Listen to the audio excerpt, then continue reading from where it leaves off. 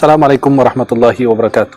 Subhanallah, walhamdulillah, wa la ilaha illallah, Allahu akbar, wa la hawla wa la quwwata illa billahil aliyyil azim. Asyhadu an la ilaha illallah wahdahu la syarika lah, lahul mulku wa lahul hamd, yuhyi wa yumiitu wa huwa ala kulli syai'in qadir. Asyhadu anna sayyidana Muhammadan abduhu wa rasuluh.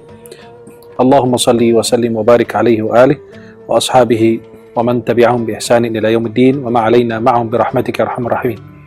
Pemirsa TV One dimanapun Anda berada, saya mencintai kalian semua karena Allah. Semoga Allah bertemukan kita di dunia dalam taat dan di akhirat di surganya Allah SWT. Pernahkah kita masuk sebuah taman bunga atau pernah melihat pemandangan yang indah? Apakah itu di gunung atau di daerah-daerah sekitar tempat tinggal kita, apalagi kita hidup di tempat yang indah, di negeri yang indah adalah negara Indonesia. Betapa indahnya ketika memandang sesuatu yang indah dengan penuh keindahan. Jika mata kita penuh dengan kecintaan dan keindahan, akan memandang sesuatu itu baik. Para pemirsa dimanapun Anda berada, konsep keindahan dalam Islam itu seperti roh dalam semua makhluk yang diciptakan Allah Subhanahu wa taala. Semua makhluk Allah itu selalu indah dan kita dipandang dengan keindahan. Maka keindahan atau konsep keindahan dalam Islam ini adalah sebuah roh yang meresap dalam semua ciptaan Allah Subhanahu wa taala. Tapi bukan hanya yang zahirnya, tapi yang tersembunyi dalam keindahan tersebut. Roh itu menembus di seluruh ciptaan Allah Subhanahu wa taala. Maka kita tidak bisa membayangkan dunia ini tanpa keindahan. Tidak bisa memandang dunia ini tanpa kecantikan dan keindahan, kenikmatan. Bagaimana kita sebagai makhluk Allah memandang dunia ini tanpa sesuatu yang indah? Sebagaimana dalam hadis Sahih Muslim, innallaha jamilun yuhibbul jamal. Sesungguhnya Allah itu maha indah dan menyukai keindahan. Dan ada hadis Abdullah bin Mas'ud yang disampaikan tadi, bahwasanya Allah menyukai keindahan karena Allah itu Subhanahu wa ta'ala maha indah. Kemudian Imam Muslim meriwayatkan hadis tersebut, bahwasanya Allah indah dan menyukai keindahan, diriwayatkan dalam bab al-kibr, bab kesombongan, bukan dalam kitab al-libas wa zina, bukan dalam bab pakaian dan perhiasan. Artinya apa? Beliau cuma hanya, sebagian orang memandang keindahan itu dari zahirnya, bukan intinya, isinya, apa yang terkandung di dalam keindahan tersebut. Dan riwayat Ibnu Mas'ud, Rasulullah SAW bersabda, la yadkhulu man kana fi qalbihi dharrah min kibr. Faqala rajul, inna ar-rajula yuhibbu an yakuna thawbuhu hasanan wa na'luhu hasana. Faqala inna Allah jamilun yuhibbul jamal, al-kibru batarul haqq wa ghamtin nas. Nabi mengatakan bahwa tidak bakalan masuk surga orang yang di dalam hatinya kesombongan walaupun sebesar dharrah. Kata sebagian ulama, dharrah itu artinya apa?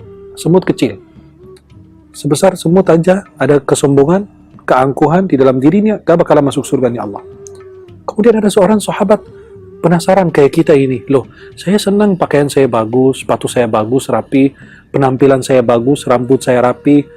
Menjaga dirinya, menjaga pakaiannya, penampilannya, dan lain sebagainya. Apakah itu juga sombong gitu? Apakah itu kesombongan yang bisa menghalangi kita masuk ke dalam surga? Kemudian Nabi SAW mengatakan, ketika seorang sahabat itu mengutarakan isi hatinya, ya Rasulullah, ada orang senang pakaiannya bagus, sandalnya bagus, apakah itu juga kesombongan? Jangan-jangan saya masuk neraka juga ini, gara-gara kesombongan yang saya lakukan. Kata Nabi SAW, tidak. Allah itu maha indah dan menyukai keindahan. Yang dimaksud itu adalah al-kibr. Yang dimaksud Nabi SAW kesombongan adalah batarul haqq wa ghamtin nas, menolak kebenaran dan meremehkan orang-orang lain. Dia merasa dirinya paling hebat, paling pintar, paling ganteng, paling tampan, paling cantik. Itu tidak. Itu yang dimaksud adalah kesombongan, menolak kebenaran dan meremehkan orang lain. Tapi kalau kita membuat-buat keindahan dan kecantikan seperti yang kita lihat saat ini, kadang-kadang dibuat-buat itu operasi sana sini gitu untuk dipandang indah, dilihat indah, tapi dia merubah ciptaan Allah sehingga juga tidak dipandang indah. Maka jangan merubah penampilanmu agar menjadi orang yang paling indah, tapi perbaikilah akhlakmu agar menjadi orang yang paling indah dipandang orang. Bukan kita menjadi paling indah, tapi dipandang orang itu paling indah dengan akhlak, dan kelakuan dan ucapan, perbuatan dan tingkah laku kita.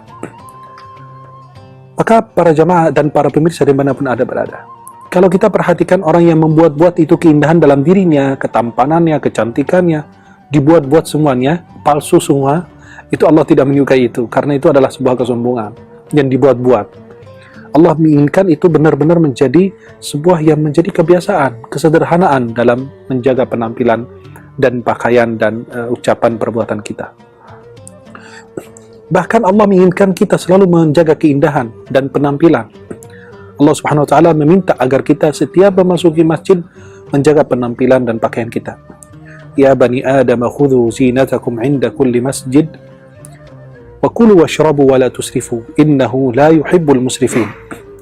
Allah mengingatkan kita, wahai anak Adam, wahai keturunan Adam, wahai orang beriman, pakailah pakaian yang indah setiap kali kalian memasuki masjid.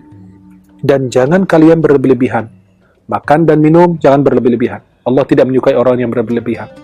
Kemudian Allah menegur, "Qul man harrama zinatallahi allati akhraja li'ibadihi wa thayyibati minar rizq." Siapa yang melarang orang-orang menjaga penampilannya, menjaga keindahan, ketampanan, kecantikannya dengan hal-hal yang bagus? Siapa yang berani melarang? Apakah ada yang berani melarang orang menjaga penampilannya, pakaiannya, ketampanan atau kecantikannya selalu terjaga? Tidak ada yang mengharamkan. Qul man harrama zinatallah allati akhraja li'ibadihi wat thayyibati minar rizq. Qul hiya lil ladzina amanu fil hayatid dunya khalisah yaumal qiyamah. Kadzalika nufassilu al-ayat liqaumin ya'lamun. Tapi perhatikan, jangan sampai penampilan itu hanya zahirnya doang. Yang diperbaiki, yang diperindah hanya zahirnya. Karena Allah Subhanahu wa taala membenci orang-orang yang menjaga penampilan luarnya tapi isinya penuh dengan kedengkian, iri, sombong, angkuh, sifat-sifat yang buruk. Maka Allah Subhanahu wa taala menggambarkan si Qarun dalam surat Al-Qasas, fa kharaja ala qaumihi fi zinatihi. Dia keluar kepada umatnya, kaumnya dengan penampilan yang penuh dengan keangkuhan, kesombongan. Sehingga ketika ditanya harta yang dia miliki, dia mengatakan, qala innama utituhu ala ilmin indi. Aku memperoleh harta ini karena ilmu yang saya miliki. Maka Allah Subhanahu wa taala langsung memberikan pelajaran yang sangat berharga untuknya. Qala fa khasafna bihi wa bidarihi al-ard. Kami tenggelamkan dia beserta hartanya, rumahnya, apa yang dia miliki ditenggelamkan di dalam bumi. Kenapa? Karena Allah tidak menyukai orang-orang yang penuh dengan kesombongan dan keangkuhan. Para pemirsa dimanapun Anda berada, Allah Subhanahu wa taala itu Maha benar, ya. Dan Allah menyukai keindahan. Dan sifat Allah Subhanahu wa taala yang membuat segala sesuatu, alladzi ahsana kulla syai'in khalaqa, yang membuat segala sesuatu yang dia ciptakan dengan sebaik-baiknya. Allah Subhanahu wa taala berfirman, "Wa laqad khalaqnal insana fi ahsani taqwim." Sungguh kami telah ciptakan manusia dalam rupa yang paling indah. Tapi sayangnya kadang-kadang manusia itu merubah apa yang Allah ciptakan, apa yang Allah berikan kepadanya.